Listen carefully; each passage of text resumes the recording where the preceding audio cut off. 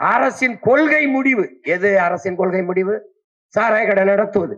அதில் தலையிட முடியாது என்று நாட்டின் உயர்ந்த நீதி சொல்லுது. நீதி சொல்லுது. நீட் தேர்வு அரசு ஒரு கொள்கை முடிவெடுக்குது. இந்த நீட்டிலிருந்து விலக்களியுங்கள் என் மாநில பிள்ளைகளுக்கு. யாரு? அரசு கொள்கை முடிவெடுக்குது. நீட்டு தேர்விலிருந்து விலக்களியுங்கள் என்று நீதிமன்றத்திற்கு வழக்கு அரசே போடுது. அதுக்கு என்ன தீர்ப்பு? அதுக்கு என்ன நீதி சொல்லுது? இல்லை, எழுதுங்கள். மக்கள் குடிக்கிறதில் மக்களே பொதுநல வழக்கு, அதில் அரசின் கொள்கை முடிவில் தலையிட முடியாது என்று சொன்ன நீதி, அரசு ஒரு கொள்கை முடிவு எடுத்துக் கொண்டு போகுது, அதில் தலையிடுது, எழுது என்கிறது. இந்த நீதி போற்றத்தக்கதா தூற்றத்தக்கதா என்பதை சட்டம் படித்த நீங்களே சொல்லுங்க. இது எப்படி எடுத்துக்கிறது? ஒரு மக்களின் பிரச்சனை ஒரு வழக்காகி போகும்போது 10 மாதம் 6 மாத காலம் நிலுவையிலே கிடப்பிலே கிடக்கிற வழக்கு, ஒரு கட்சி, ஒரு அரசியல் கட்சி பொதுக்குழு செயற்குழுவை கூட்டி காலையில் கொண்டு போகுது, இந்த சின்னம் யாருக்குன்னு, இந்த பொதுக்குழு தீர்மானம் செல்லுமா செல்லாதா என்று.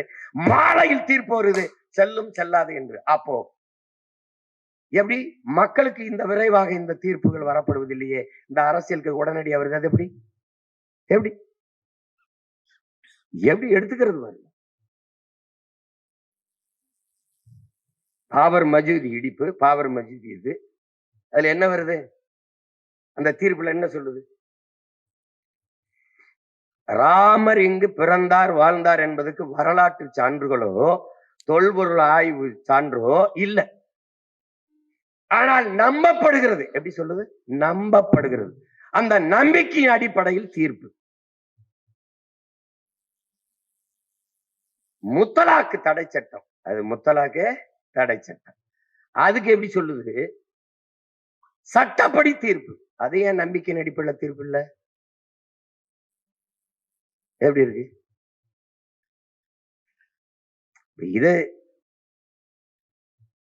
அதனால காவல்துறைக்கு சொல்வதுதான் தலைவர் காவல்துறை படையை கட்டிட்டு அந்த காவல்துறை பேரணி நடத்தி வந்து நிற்கும் போது அந்த வீரர்களை பார்த்து தலைவர் சொன்னதுதான், குற்றவாளிகளை பிடித்து கூண்டில் நிறுத்துவதல்ல காவல்துறையின் வேலை, குற்றவாளிகளை உருவாகாத ஒரு சமூகத்தை உருவாக்குவதுதான்.